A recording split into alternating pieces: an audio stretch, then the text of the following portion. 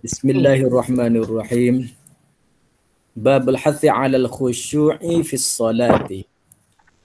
Ini suatu bab pada menyatakan hadis yang memecutkan, yakni hadis yang menggalakkan, mendorongkan 'alal khusyu'i fis salati, di atas khusyuk di dalam sembahyang.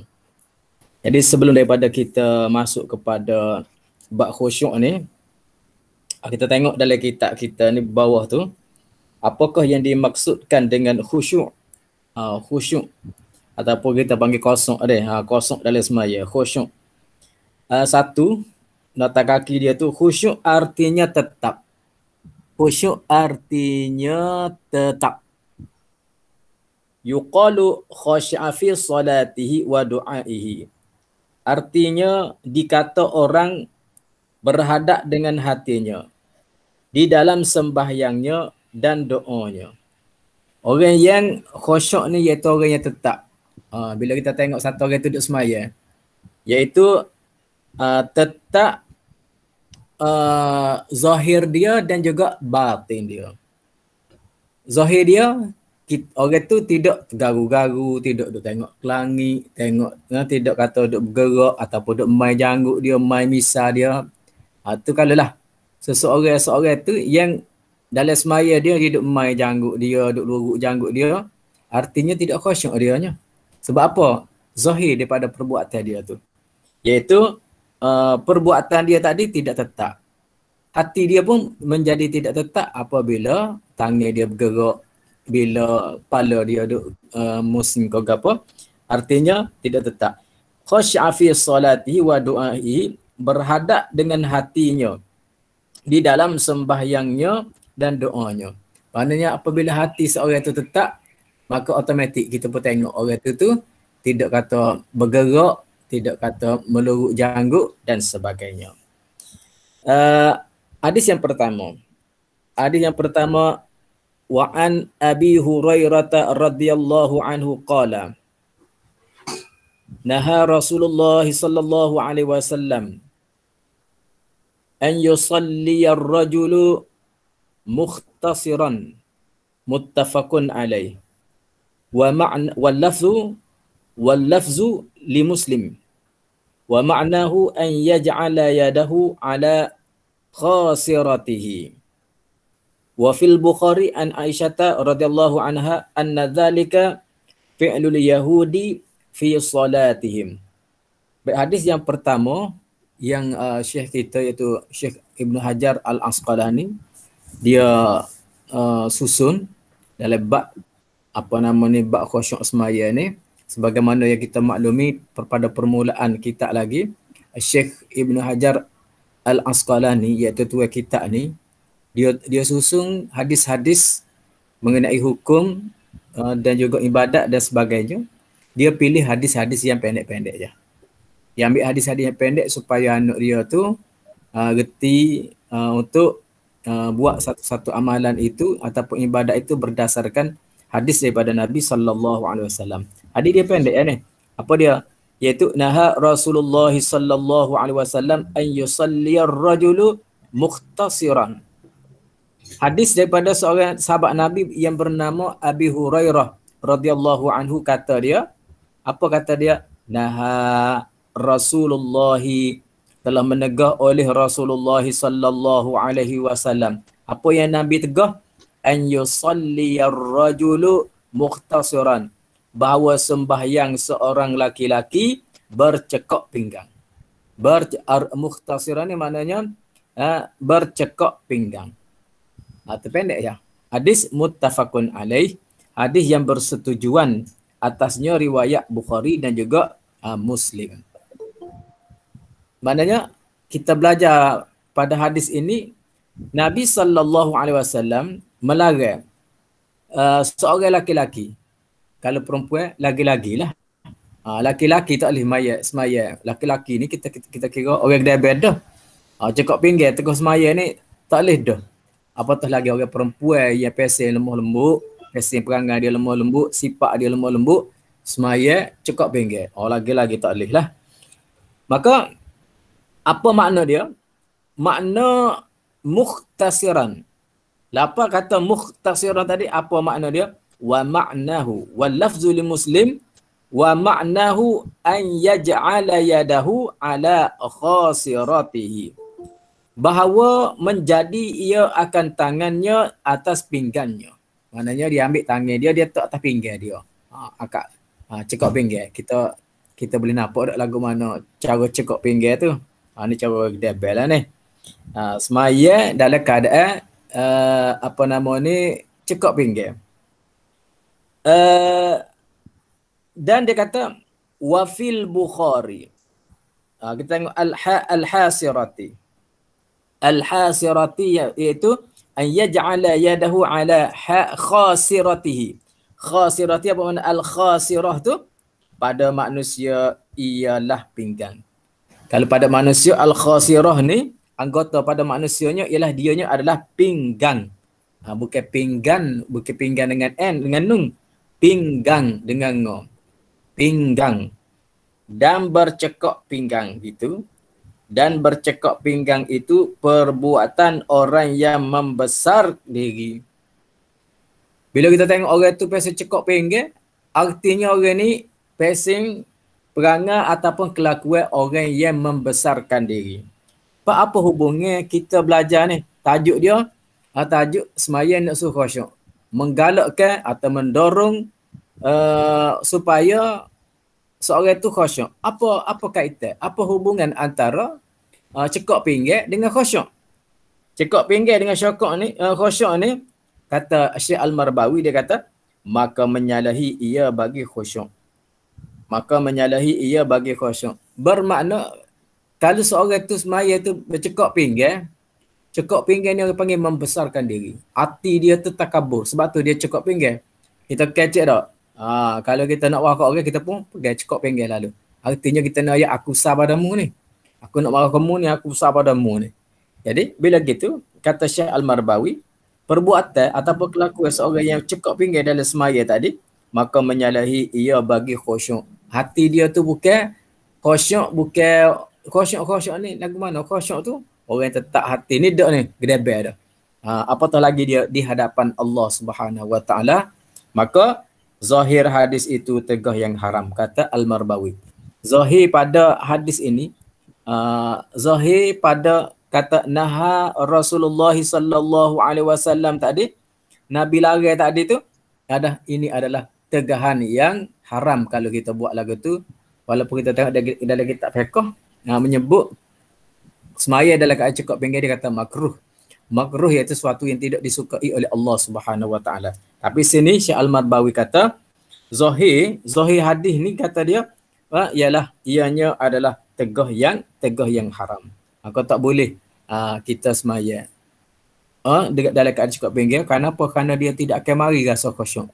Dia tidak akan mari rasa rendah diri, kecuali dia mari rasa besar diri. Kalau kita dengan manusia, kalau kita dengan makhluk, sama-sama makhluk ni kita cekok pinggang tu, maknanya kita menunjukkan kita nak marah ataupun menunjukkan kita ni besar diri kita, maka tak kena kita letak cekok pinggang tadi ketika kita berhadap dengan Allah Subhanahu Wa Taala. Itu hadis yang pertama. Ada lagi? Wafil Bukhari pula. Dan di dalam Bukhari, an Aisyata, daripada Siti Aisyah radhiyallahu anha, anna dzalika, bahawasanya yang demikian itu. Gapo dia? Iaitu perbuatan mukhtasiran tadi. Perbuatan mukhtasiran bercekok pinggang tu. Kata dia, anna dzalika, bahawa yang demikian itu, demikian bercekok pinggang, mukhtasiran, ar-rajulu mukhtasiran tadi, semaya dalam keadaan bercekok pinggang tadi itu adalah fi'lul Yahudi fi salatihim, bahawasanya yang demikian itu perbuatan Yahudi di dalam sembahyang mereka itu. Jadi Aisyah kata orang yang semaya bercekok pinggang ni, perbuatan tu adalah perbuatan menyerupai perbuatan orang Yahudi. Orang Yahudi ke mana dia merendahkan orang. Bomi orang, dia kata bomi dia. Dia rela dunia menyaksikan kebiadaban Yahudi. Dia tak kira bunuh orang ni, dia tak kira. Sama ada orang tu orang tina ke, orang tu budak-budak ke, orang tua ke, hari nak bunuh, dia bunuh. Tu perangai Yahudi. Sebab apa? Dia berasa dia besar dia. Dia berasa besar. Dunia tengok belakang dia. Dunia tengok, seluruh dunia tengok biadaknya dia, jahatnya dia, tapi dia tetap buat. Ni nak yang perangai Yahudi. Kerana apa? Kerana dia berasa dia tu besar. Orang yang semaya, dia semaya tu nampak ibadat. Tapi cekok pinggir dia tu adalah Yahudi. Yahudi, dia berasa dia lah Tuhan kasih sekali. Dia berasa dia lah Tuhan saya sekali. Padahalnya dia lah yang dimurkai oleh Allah Subhanahu wa taala. Baik. Habis hadis yang pertama dia. Dan hadis yang kedua. Wa an Anasin radhiyallahu anhu anna Rasulullah sallallahu alaihi wasallam qala idza quddimal asya'u, baca asya' jangan baca isya'. Dia lain makna. Baris atas dengan baris bawah dah. Idza quddimal asya'u fabda'u bihi qabla an tusallul maghriba. Hadisun muttafaqun alaih. An Anasin, daripada Sayyidina Anas radhiyallahu anhu, anna Rasulullah sallallahu alaihi wasallam qala, daripada Sayyidina Anas radhiyallahu anhu bahwasanya Nabi sallallahu alaihi wasallam telah bersabda. Apa sabda Nabi sallallahu alaihi wasallam? Idza quddimal asya'u, apabila disediakan makanan malam. Al-asya' ni makanan malam. Kalau al-isya' bagi bawah, al-isya' apa makna isya'? Tu waktu semaya Isya. Ni bila kita baca bagi atas ni, idza quddimal asya', apabila disediakan, apabila dihidangkan, quddimal disediakan makanan malam, al-asya'. Bila gitu, fabada'u bihi, hendaklah memulai. Fabada'u bihi, maka hendaklah memulai sekalian kamu bihi, dengan dia, dengan al-asya' tadi. Kalau ada dah makan ni, makan dulu. Nah, mana? Qabla an tusallul maghriba, sebelum sembahyang sekalian kamu maghrib. Bulan puasa dia. Bulan puasa orang akak dah makan ni, buka puasa. Orang akak dah makan ni. Maya dulu kau makan dulu. Kau nak maya dulu kau makan dulu. Jaga mak tak ada jaga mak ni. Senyap jaga mak ni. Balik kampung je. Kaki dia kena parai Ustaz. Kaki kena parai? Luka. Bila pula? Dah 4-5 hari dah. Kau nak koyaknya kau kan? Tak tahu dia. Wallahualam. Uzur dia. Jadi okey. Mudah-mudahan Allah Taala menyembuhkan kaki Cikgu Mak dia. Amin. Insya-Allah. Oh, tapi masuk dah tu, ada dia tu. Adakah dia? Cikgu Mak ada dia, tapi muka tak ada. Muka tak ada. Sepengamo juga ada. Baik. Makan ni sudah ada makan ni dah. Seperti kita tahu bulan puasa dia. Bulan puasa makan dulu ke ataupun semaya dulu. Makan ni sudah pun tersedia. Ada setengah tempat tu kan. Baloh. Baloh. Orang kampung dengan set-set tu lebah. Dengan set-set ustaz. Orang kampung nak makan dulu. Orang kampung nak makan dulu. Dia kerja kan. Dia kerja kilang, kerja benar. Dia lapar. Dia nak makan nasi tak ada lagi. Orang-orang ustaz, orang makan gaji tak apa. Dia bukan buat kerja guna ring. Dia tak apalah royak. Kita semaya dulu. Kita semaya dulu. Lepas tu setengah-setengah tu royak. Makan semaya dululah. Sunnah Nabi lah, macam-macam kita royak. Tengok Nabi royak ni lagu mana? Apabila sudah ada makan ni dah, kita pergi pak majlis buka puasa besar-besar. Kebiasaannya dia idad dah. Dia idad dah. Jamu dah kan. Lepas adakah kita semaya dulu? Nak semaya dulu. Ada setengah tu, dia kata makan buah tamar dulu. Lepas tu semaya. Lepas tu baru makan. Sedangkan makan ni tu sudah terhidang. Lainlah apa nama ni, tak idal lagi dah. Sebab tu masa duduk Masjid Muhammadi tu, macam-macam cadangan. Ada setengah tu dia suruh kita makan buah tamar dulu. Lepas tu lepas makan buah tamar kita semaya. Lepas semaya baru makan. Ada setengah pula kata kita makan dulu. Tapi sebenarnya deh, kalau nak kira ni sebagaimana yang Nabi sebut ni, apabila sudah terhidang, kecuali kita teriddah. Kalau kita teriddah lagi, tak apalah. Kita kata makannya tidak terhidang lagi. Pokok jatuh kuasa masjid kita bercedah. Kita buka puasa ni, kita nak semaya dulu. Maknanya makan buah tamar, semaya, lepas pada tu kita pun hidang makan ni. Tak apalah. Ni makan ni terhidang dah. Lepas tu, tu imamnya nak semaya dulu. Lepas tu tukar takir. Tadi duduk situ, lepas tukar dah. Mana tempat duduk tadi? Maknanya, ada baiknya, kalau sudah terhidang dah makan ni, kita semaya, kita makan dulu. Kita makan dulu. Orang baik. Kita kata kalau buka puasa di masjid, orang baik, Allahu Akbar. Kita berdaya dah. Makan buah tamar, minum air ke apa. Lepas tu makan nasi. Antara bersedia molek, kita kata kalau orang nak makan tamar saja, dia pergi semaya sunat 2 rakaat. Maknanya orang makan nasi tadi ni, dia siap dah. Kalau kita kata kita bagi masa 5 minit ke. Sebab apa? Sebab kita sudah pun bubuh dah makan ni. Janganlah kalau kita tak bubuh lagi makan ni. Jadi, kalau di masjid, tempat ramai-ramai, kalau hamba setuju makan dulu. Sebabnya, kita ramai-ramai ni ada macam-macam. Ada orang kerja makan gaji, ada orang kerja kerja kapung. Jadi orang kapung ni dia tak boleh ya. Sebab tu kadang-kadang setengah tempat kita pergi. Dia mau apa tak pergi masjid, tak pergi buka puasa di masjid. Dia kata buka kawin tak boleh. Kawin tak boleh. Pertamanya rumah ada airnya ada, air tua ada. Lepas tu kita nak makan dulu. Kalau pergi masjid, kasih semaya dulu. Tu kawin tak belaga tu.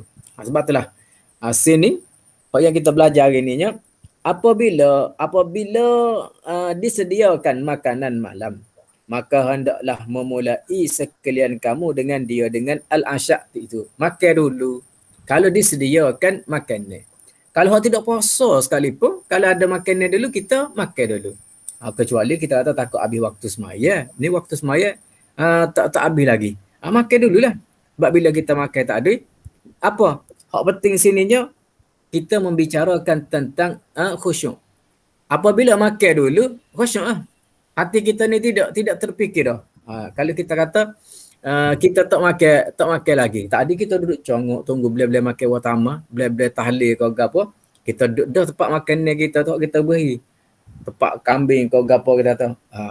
Kalau kita kata lepas bel, kita pergi semaya tinggal. Bila semaya telitah mari. Lama ke tempat aku tak ada orang lagi duduk pas ni. Maknanya hati kita tidak khusyuk kerana kita semaya dulu. Ni Nabi kata apa? Nabi kata fabada'u bihi, maka hendaklah mulai dengan dia. Kena makan dulu. Qabla an tusallul maghriba, sebelum sembahyang sekalian kamu akan maghrib. Sembahyang maghrib ni tak ada sembahyang hak pendek dia. Kalau nak kira-kira waktu-waktu sembahyang, waktu maghrib lah hak sembahyang, hak waktu dia tu pendek. Sebab ada 2 kaul. Pertamanya waktu maghrib ini apabila selesai sembahyang maghrib, apabila masuk waktu kita ambil sembahyang, kita sembahyang sunat 2 rakaat, kita sembahyang 3 rakaat. Maka habislah waktu maghrib. Maknanya pendeknya waktu maghrib. Itu satu pandangan. Kalau kita doa amalan ni, masuk waktu maghrib ialah dengan terbenamnya matahari, habisnya waktu maghrib apabila hilangnya syafaq ataupun merah di ufuk alik jatuh. Hilang tak ada warna merah, maka habislah waktu maghrib. Itu panjang sikit. Jadi nak ayatnya, kok mana-mana pun waktu maghrib ni tak panjang mana. Tidak panjang mana, maka walaupun dalam keadaan lagu tu, waktu maghrib ini Nabi kata fabda'u bihi, kena mula dengan makannya juga apabila dia telah kudim. Setelah pun disediakan. Bila disediakan makan ni, makan dulu. Apatah lagi waktu isyak, apatah lagi waktu zuhur, apatah lagi waktu asar. Waktu maghrib ini, waktu maghrib pun Nabi suruh makan dulu sebelum daripada kamu sembahyang maghrib. Muttafaqun alaih, bersetujuan atasnya riwayat Bukhari dan juga Muslim. Hadis ni diriwayat oleh Bukhari dan Muslim. Jadi mudah-mudahan kita belajar hadis gini ni, kita buat sesuatu tu ada sandaran dia. Kalau kita tanya kita, awak nak makan dulu? Awak nak makan dulu? Makan dulu. Oh, maya ajak dulu apa makan dulu. Maya ajak maya sunat. Maya maghrib, maya fardu tu. Nabi suruh makan dulu. Sebab apa? Sebab kita utamakan khusyuk. Dia makan kan kita nak semaya lama sikit boleh. Tu imam nak baca ayat panjang sikit tak apa. Sebab apa? Sebab akhirnya dah. Lain lah kita kata orang ngatuk tu orang makan banyak tu lain. Tapi apabila seorang tu sudah pun makan ni, maghrib ni orang balik kerja, orang kerja balik petang, pukul 5 balik nak berdekat sampai rumah, makan dulu. Makan dulu barulah dia semaya. Batu kan kita tengok kampung-kampung dok. Kampung-kampung kadang-kadang kita pergi ngajar di kampung-kampung orang tak ramah maya ngorek. Tak ramah semaya ngorek. Isa tu ramah. Sebab apa? Sebab orang makan nasi dulu. Ada satu orang TMA dia cerita kamu dok. TMA masjid. Dia kata, duka cerita dia kata kampung dia, anak mungkin dia. Dia ni duduk luar kampung tapi dia pergi jadi TMA di satu kampung. Kerana kampung tu tak ada TMA. Dia tolong pergi jadi TMA. Dia kata dia pergi jadi TMA buat imam semaya. Ni masjid Mukir ni. Masjid jemaah ni. Amo ayat dia TMA amo nak pergi jalan masjid TMA kali. Dia kata kalau ustaz nak pergi jalan masjid amo, ustaz tak segi lah malam-malam dia kata. Ustaz pergi hari Jumaat ya. Kalau ustaz nak pergi sarah kau kuliah kau pergi waktu mai Jumaat. Maksud mai Jumaat. Apa? Kalau pergi malam-malam orang tak ramai kata. Ustaz mari jauh-jauh. Kalau hari Jumaat ramai. Orang pergi Jumaat dia kata. Jadi dia nak ngajar dia kata. Dia nak tambah lagi waktu kuliah. Mengajar dia tu nak tambah lagi. Ahli Jumaat dia tak setuju. Dia kata email dia kata kita tak sedar tu email tambah mengajar dia kata. Apa? Nak makan nasi. Sebab dia balik kerja dia nak ke. Orang situ ramanya nak ke buat kerja sendiri. Dia kata kita balik kerja, mari semaya maghrib, lepas semaya maghrib tu balik makan nasi. Isa baru dia mari. Jadi ngorik tu tak ada orang. Sebab dia makan nasi dulu. Kalau Nabi ajarnya makan dulu. Makan. Ni betul lah dah. Orang nyakit kecil manis ke apa boleh beramah dengan apa nama ni hadis ni dak. Maknanya makan dulu sebelum daripada sembahyang maghrib. Maknanya kalau orang yang nak pergi sembahyang maghrib tadi awal-awal lagi makan. Maknanya dia boleh duduk apa nama ni duduk di masjid iktikaf dengan orang mengajar dan sebagainya. Kenapa? Kerana perut dia linear dah. Perut dia linear dah, dia sudah makan. Maka sekarang ni dia nak ibadat aja. Baik, habis setakat tu dah. Wa an Abi Dzar radhiyallahu anhu qala Rasulullah sallallahu alaihi wasallam. Idza qama ahadukum fi sholati fala yamsahil hasa fa innar rahmata tuwajihuhu. Rawahul khamsatu bi isnadin sahihin. Wa zada Ahmadu wahidatun auda'. Wa fi sahihi an mu'aykibin nahwuhu bi ghairi ta'lilin. Baik. Hadis yang ketiga dan diriwayatkan daripada Abi Dzar. Wa an Abi Dzarrin radhiyallahu anhu. Riwayatkan daripada Abi Dzar radhiyallahu anhu. Qala berkatalah ia iaitu Abi Dzar. Apa kata Abi Dzar? Qala Rasulullah sallallahu alaihi wasallam, telah bersabda Rasulullah sallallahu alaihi wasallam, idza qama ahadukum fis salati. Apabila berdiri seorang daripada sekalian kamu di dalam sembahyang. Wala yamsahil hasa, maka jangan sapu anak batu. Sebab apa? Fa innar rahmata tuwajihuhu, kerana bahwasanya rahmat itu menghadapi akan dia. Kita tengok dah apa kata Syekh Al-Marbawi, yamsahil hasa. Apa makna dia? Artinya menyapu anak batu daripada dahinya atau dari tempat sujudnya. Jadi kata Al-Marbawi, yamsahil hasa ni yang dimaksudkan dengan jangan sapu anak batu. Jangan sapu anak batu. Anak batu daripada dahinya.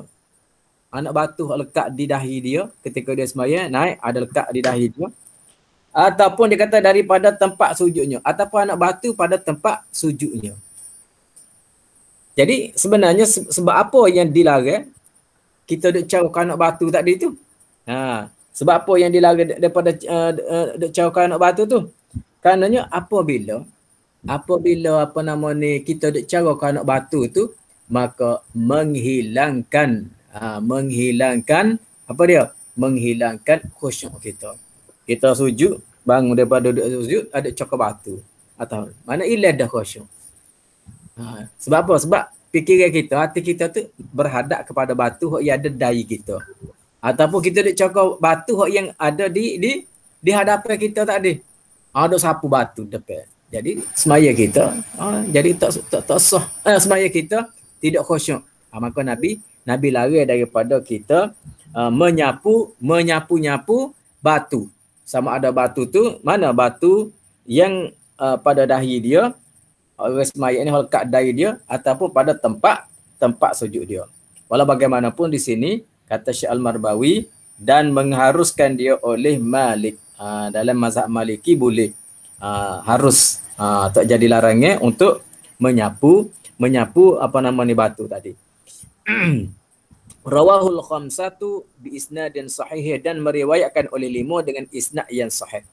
Wa zada Ahmadu, dan menambah oleh Ahmad pada riwayatnya akan wahidatun. Wahidatun au da, yakni sapu sekali ataupun tinggal sapu. Iaitu dalam riwayat Ahmad pulanya, dan menambahi oleh Ahmad pada riwayatnya akan wahidah ataupun da', yakni sapu sekali ataupun tinggal sapu. Wahidah tu yakni sekali sapu. Sekali sapu tak apa. Kalau mengacak-acak menyebabkan hati kita tadi menjadi tidak khusyuk. Ataupun da' tinggal, pakai tak sah sapu. Kenapa? Bila sapu tadi menyebabkan hati kita tidak khusyuk. Tidak khusyuk. Wa fis sahihi an Mu'aykib nahwuhu bi ghairi ta'lil, dan di dalam sahih yakni yang bersetuju di atasnya Bukhari dan Muslim daripada Mu'aykib pula. Ni daripada Abi Zar, daripada Mu'aykib dengan tiada ta'lil. Mana ta'lil? Fa innar rahmatu tuwajihu, iaitu pada hadis yang riwayat Bukhari dan Muslim juga, tetapi di atas jalan daripada Mu'aykib. Daripada Mu'aykib tu, idza qama ahadukum fi sholati falam yamsahil hasa. Sekatu ya. Tak. Dia tidak ada ta'lil. Ta'lil yakni tiada padanya suatu, yakni apa dia? Kerana rahmat menghadapi akan dia. Fa innar rahmata tuwajihuhu, alif belakang itu tak ada. Dia setakat yamsahil hasa sahaja. Ni riwayat daripada Mu'aykib. Adapun ni riwayat daripada Abi Zar yang kita baca ni, ni ada fa innar rahmata tuwajihuhu. Baik. Hadis yang keempat. Hadis yang keempat, wa an Aisyah radhiyallahu anha qalat sa'altu Rasulullah sallallahu alaihi wasallam anil tifati fi salati faqala wa ikhtilasu yakhtalisuhu syaitanu min salatil abd. Rawahul Bukhari wal Tirmizi wa sahhahu iyyaka walil tifati fi salati fa innahu halakatun, atau kama qala fa in kana la budda fa fi at-tatawwu. Daripada Aisyah radhiyallahu anha, satu hadis riwayat daripada Aisyah, Siti Aisyah radhiyallahu anha, qalat, kata Aisyah, sa'altu Rasulullah sallallahu alaihi wasallam anil tifati fi salati. Lalu aku bertanya, yakni Aisyah kata aku telah bertanya akan Rasulullah sallallahu alaihi wasallam. Apa perihal ataupun apakah benda yang ditanya oleh Siti Aisyah kepada Nabi sallallahu alaihi wasallam? Anil tifati fis salah, daripada berpaling di dalam sembahyang. Ini berpaling selain daripada berpaling ketika kita memberi salam. Hak salih paling wisalah tu tidak termasuk sini lah deh. Duk semaya duk paling. Duk paling tengok, duk paling tengok orang, duk tengok orang semaya. Paling lek kanan, paling lek kiri, paling depan. Lengoklah ke naik, lengoklah ke langit. Tu dia panggil iltifati.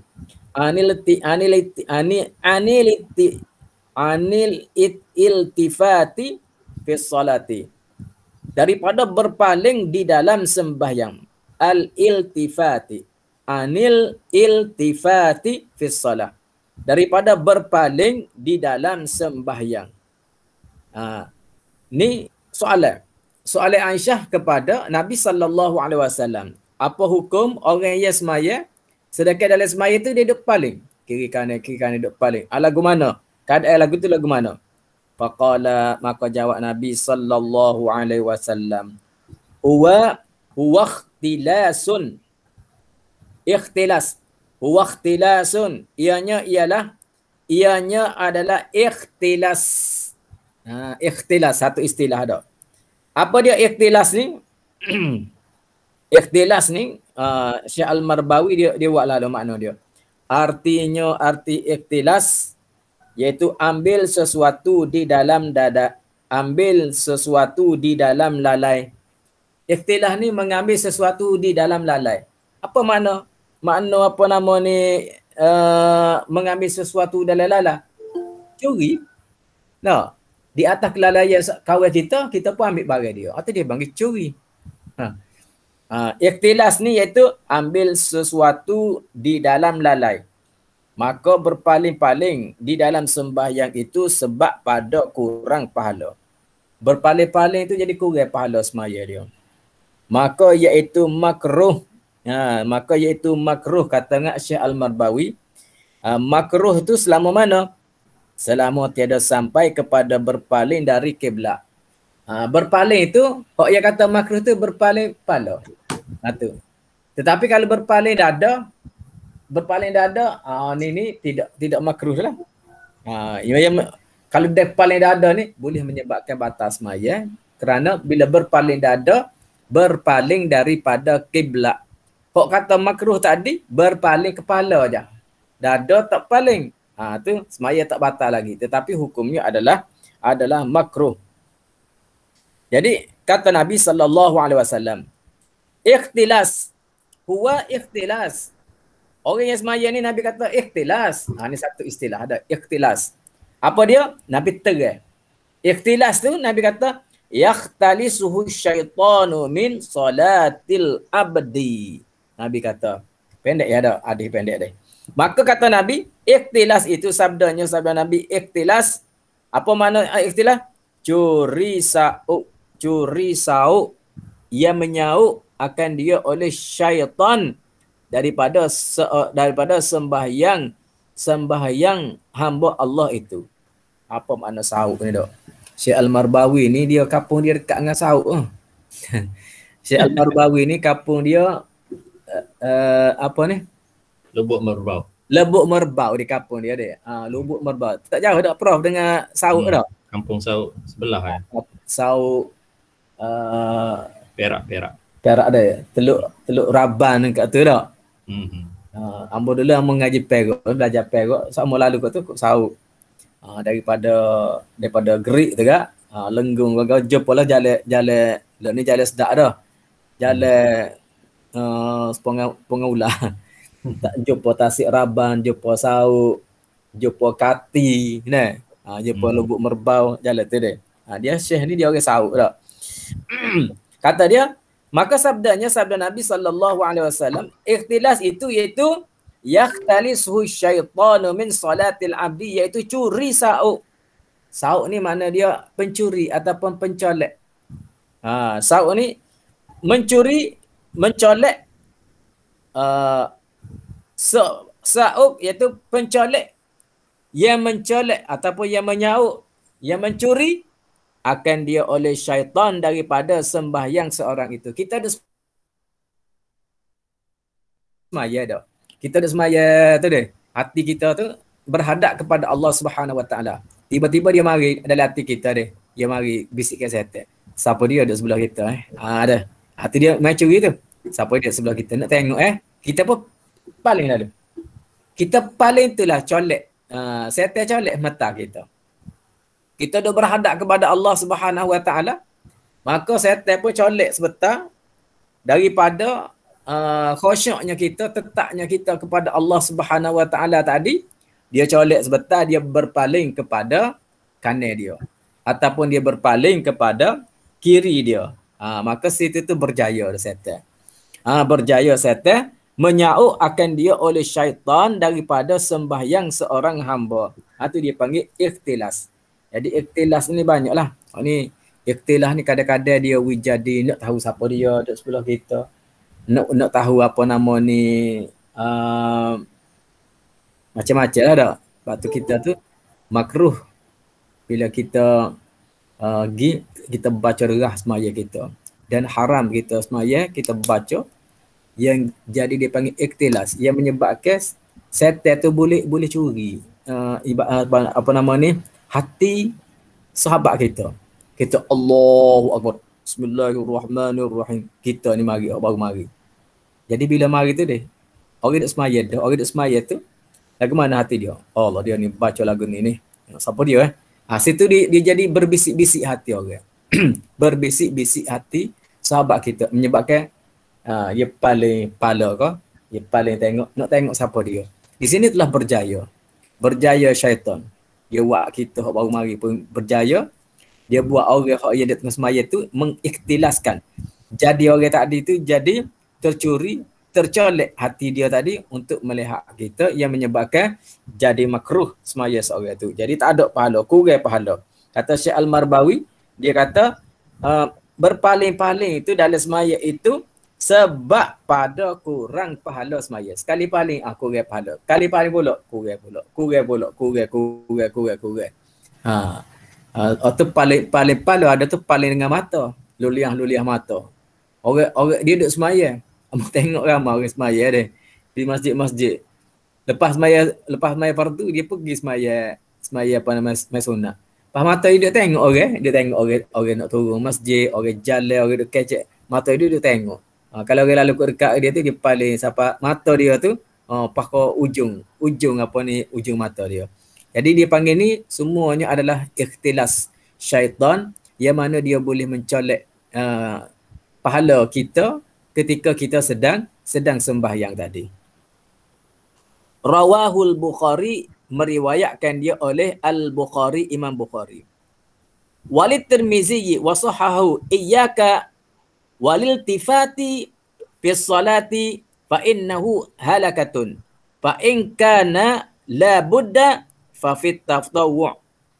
Dan bagi Tirmizi riwayat daripada Aisyah dan mengatakan dia kan Tirmizi tadi sahih. Apa dia?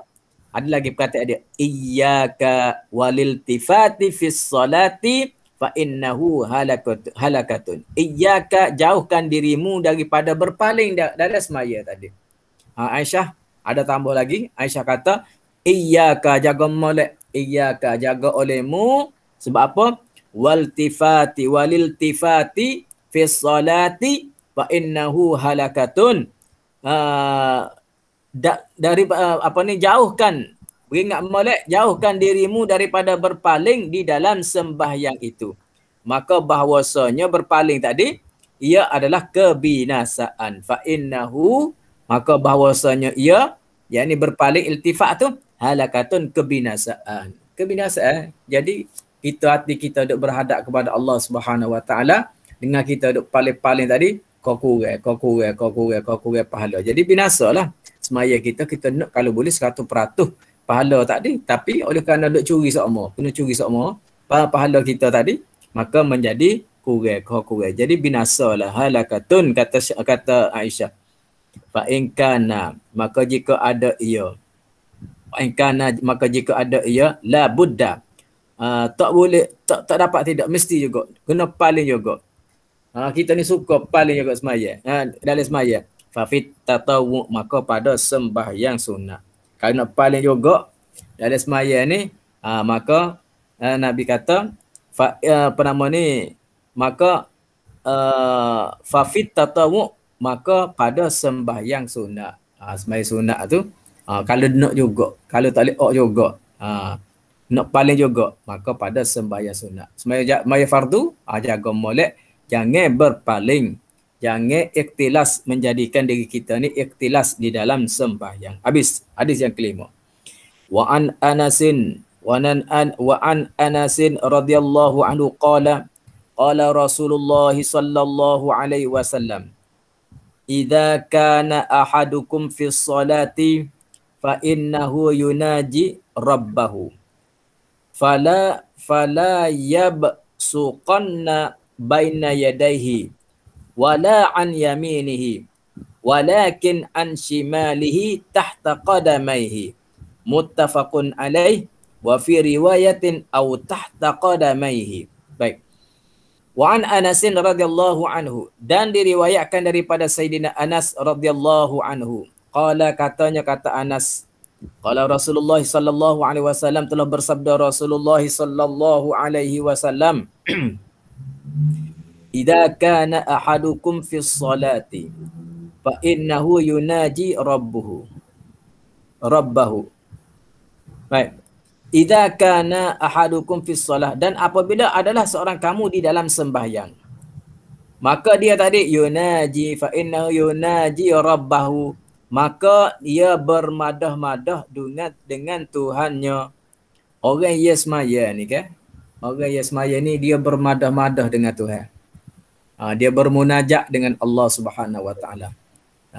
Dalam kitab Muniyatul Musalli tu Tuhan Syekh Daud Al-Fatani dia kata, orang yang semaya ni dia bermunajat dengan Allah Ta'ala dan dia rasa sedap dalam semaya dia tu, dan dia sudah mendapat, dipanggil Jannatul Ajilah, dia mendapat syurga yang disegerakan. Bagi orang semaya, Allah Ta'ala menyediakan balasan syurga di akhirat. Tapi orang yang semaya juga Allah Ta'ala memberi kepada dia tu syurga di dunia, dia panggil Jannah al-Ajilah, syurga yang disegerakan. Atas dunia ni dia sudah mendapat syurga. Yang mana orang yang mendapat syurga yang disegerakan atas dunia ni, iaitu dia dapat lazat manis khidmat di dalam sembahyangnya. Itu Syekh Daud Al-Fatani sebut dalam kitab Muniyatul Musalli. Iaitu apabila dia semaya, dia berasa lazat manis khidmat. Lazat manis khidmat. Itu ayat apa ni Syekh Daud kata. Lazat manis khidmat di dalam sembahyangnya. Bila dia semaya, dia berasa lazat. Dia berasa manis berkhidmat, dia ada ibadat kepada Allah Subhanahu wa taala. Khidmat ni kan lazat manis khidmat. Khidmat ni bila kita sebut kita buat kerja, satu kerja kita khidmat. Kita tak saya ngupah, kita tak saya gaji. Saya khidmat aja. Saya khidmat kepada ibu bapa saya, kita berkhidmat. Ada juga kita nak khidmat perkhidmatan kerajaan atau kita nak bitih dak kita makan gaji. Tapi kita kata kita berkhidmat kepada ibu bapa. Artinya kita berkhidmat ni kita tidak mau pembalasan. Kita tidak mau gaji dan sebagainya. Berapa ni ngopah ni? Tak ada khidmat ya kita ni. Kita khidmat saja khidmat kita. Dah. Dia banyak dalam hidup kita ni, kita bagi khidmat kepada ibu bapa kita, kepada kampung kita, kepada pondok tempat kita ngaji. Nak balas jasa tok guru. Ada satu pondok tu tak? Ambo gejala di Indonesia tu. Pondok tu seorang pelajar yang habis pengajian, dia kena khidmat setahun kepada pondok tu sebelum dia balik. Setahun tu dia habis dah ngaji kitab, tapi dia kena khidmat. Khidmat saja setahun tu. Maknanya dia buat kerja-kerja pondok tu tanpa gaji. Cuma dia ada makan gitu kan. Supaya apa? Supaya melatih dia untuk balik kampung dia ni, dia boleh khidmat juga. Kalau dia ngaji habis ngaji pakai klik kampung. Tak tahu apa nak buat. Ni dia praktikal. Khidmat lagu mana? Kalau orang luar mari, tetamu mari, dia pergi ambil tetamu tu, pergi ambil dengan kereta di airport ke di mana ke, khidmat macam-macam lah. Gotong royong ke apa di pondok, bila balik dia nampak nak buat apa dia di kampung dia dengan khidmat dia selama setahun di pondok. Baik, lazat manis khidmat. Orang yang semaya, dia dapat lazat manis. Lazat lagi, manis lagi dengan khidmat dia, ibadat dia kepada Allah Subhanahu Wa Taala, itu semaya tadi. Rasa sedap dia semaya dia tu. Oh, dapat syurga. Diumpamakan seperti syurga dah. Kalau kira syurga tu sedap lagi, tapi sedap dia. Sebab tu kita tengok bagaimana orang-orang yang ahlillah, yang semaya mereka itu tak berasa. Kita tengok khalifah-khalifah Sayyidina Umar, Sayyidina Ali juga tu kan. Apabila masuk waktu semaya, bila semaya tadi cabut senjata macam dengan Sayyidina Ali yang ditikai oleh musuh Islam ketika dia semaya tadi, nak buat senjata dia ketika luar semaya sakit, tapi dia kata nak buat, kena buat ketika dia semaya. Sebab apa? Ketika dia semaya dia tidak ada ingatan dia selain daripada Allah Subhanahu Wa Taala. Dalam kitab Amniyatul Musalli Syahdah sebut bagaimana orang ahlillah, orang arif, orang yang salafus salih, yang mana sembahyang mereka itu di dalam kebun mereka itu seperti yang mana sehingga burung-burung tadi mari hinggap duduk di atas mereka itu, kerana menyangka jamat, menyangka tuai kebun yang sedia semaya tadi, mereka menyangka batai kayu. Burung pun mari duduk atas tu. Lamanya, sedapnya, galiknya semaya, sehingga ke burung boleh mari duduk atas dia tu kerana menyangka batai kayu. Benarnya orang ada semaya, tapi lama dia kerana sedap, seronok, berasa sedap, manis, lazat ketika mereka itu sembahyang di hadapan Allah Subhanahu Wa Taala. Jadi kata Anas radhiyallahu anhu, idza kana ahadukum fis shalah fa innahu yunaji rabbah. Apabila adalah seorang daripada kamu di dalam sembahyang, maka bahwasanya ia bermadah-madah dengan Tuhannya. Bismillahirrahmanirrahim, dengan nama Allah yang amat murah lagi amat mengasih ni. Alhamdulillahi rabbil alamin. Segala puji bagi Allah, Tuhan sekalian alam. Tu bermadah-madah dengan Allah Taala, bermunajat dengan Tuhan. Puji Tuhan. Alhamdulillahi rabbil alamin. Segala puji bagi Allah, Tuhan sekalian alam. Majjadani abdi. Dia apabila kita baca Fatihah. Bila kita baca Fatihah, apa ucapan kita tadi? Allah Taala jawab, majjadani abdi, telah memuji, telah memuja hamba-Ku ke atas diriku. Athna alayya abdi. Itu jawapan Allah terhadap apa yang kita bacakan di dalam sembahyang kita. Itu dia kata bermadah. Bermadah dengan Tuhannya. Bila gitu, fala yabsuqanna baina yadayhi wala an yaminihi. Maka jangan berludah di hadapannya dan tiada daripada kanannya. Jadi kita, bila kita duduk tengah semaya, bila kita ni orang yang bermadah-madah dengan Allah Ta'ala, maka jangan berludah. Ni masuk bab ludah. Jangan berludah di hadapannya. Ludah depan. Tak comel. Satu adat yang sangat tak comel di dalam sembahyang. Apabila kita meludah, bila kita bahasa nak meludah, kita meludah ke hadapan. Gitu. Waktu masa dulu, dia tidak ada seming seperti kita maya dah. Maya pakai atas pasir gitu. Tak boleh juga lagu tu. Tak comel. Kalau lah ni kau tak comel, muka atas kapek lagi ataupun atas mozaik lagi, kau tak comel. Jadi fala yabsuqanna baina yadayhi, maka jangan berludah di hadapannya. Wala an yaminihi, dan tiada pada kanannya. Alik kanan pun jangan meludah. Jangan meludah alik kanan. Katalah kita semaya tepi tingkap, tepi naku, pergi jendela. Ada kali kanan kita pun tunduk. Jangan. Jangan kita meludah sama ada depan ataupun pada kanannya. Walakin an shimalihi tahta qadamihi, dan tetapi daripada sebelah kirinya. Kalau dia nak meludah sebelah kirinya. Alik kiri tak apa. Kalau biasa Ibrahim meludah kak, semaya cari cumi jendela.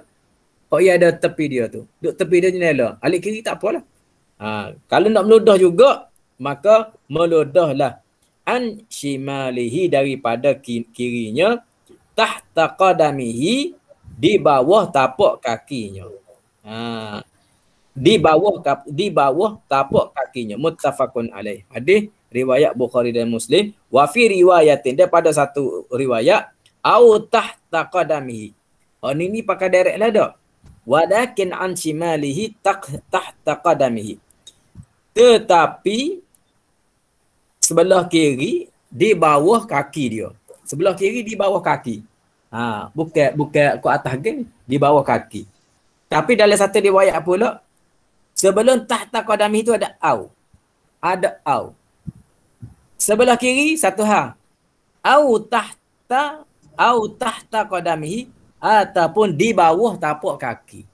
Ha, ataupun di bawah tapak kaki. Jadi kalau sini enggak, kalau kita faham, kalulah an shimalihi tahta qadami, alik kiri di bawah tapak kaki. Maknanya tapak kaki kiri. Kalau tidak ada au tadi. Tapi atas riwayat yang menyebut au tahta qadami, alik kiri biasa lagi, ataupun kalau kita nak meludah, kita meludahlah di bawah tapak kaki. Tak kira lah kakak tapak kaki, dia bawah tapak kaki tu gak.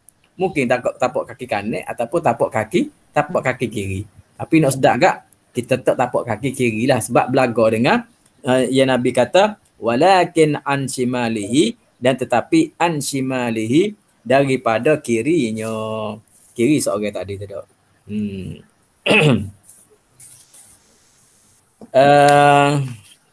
Amba rasa setakat tu dulu hari ni. 5 hadis kita belajar. InsyaAllah kita akan sambung lagi. Pasal depan ni panjang 2 hadis tu lebih panjang lagi.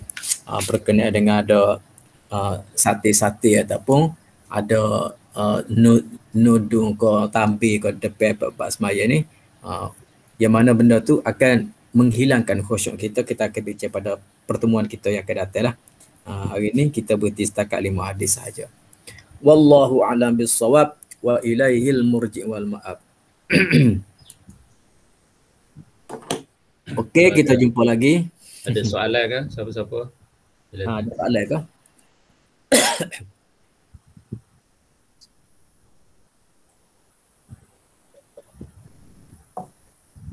Ada soalan tak? Tak ada soalan, kita baca doa lah. A'udzubillahi minasyaitonirrajim. Bismillahirrahmanirrahim. Alhamdulillahi rabbil alamin. Wassalatu wassalamu ala asyrafil anbiya'i wal mursalin wa ala alihi wa sahbihi ajma'in. Allahumma ighfir lana dhunubana wa liwalidina warhamhum kama rabbawna shighara. Allahumma ighfir lil muslimina wal muslimat wal mu'minina wal mu'minatil ahya'i minhum wal amwat. Allahumma faqqihna fid din wa 'allimna at-ta'wil. Allahumma faqqihna fid din wa 'allimna at-ta'wil. Allahumma faqqihna fid din wa 'allimna at-ta'wil. Rabbana atina fid dunya hasanah wa fil akhirati hasanatan wa qina adzabannar. Wa sallallahu ala sayyidina Muhammad wa ala alihi wa sahbihi wa sallam. Walhamdulillahi rabbil alamin. Amin, amin. Allah, jumpa lagi. Terima kasih Ustaz. Assalamualaikum. Terima kasih.